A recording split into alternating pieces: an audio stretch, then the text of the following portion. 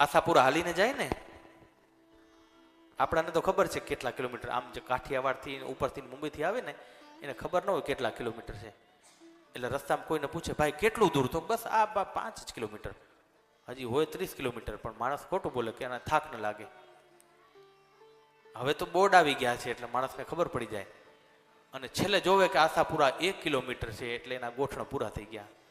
1 kilometre તો છે ને 100 કિલોમીટર જેવું લાગે. કેમ? ખબર પડી ગઈ કે હવે બહુ દિલ્હી દૂર નથી. હવે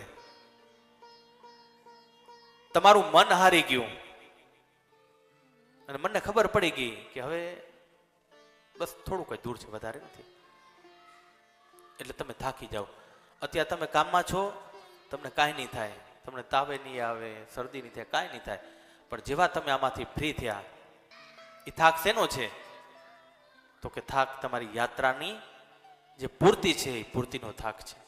કેમ કે તમને ખબર જ છે કે તાવ આવે કે ગમે આવે, હવન સુધી તો આપણે કરવું જ જોશે. બસ આનું નામ મન.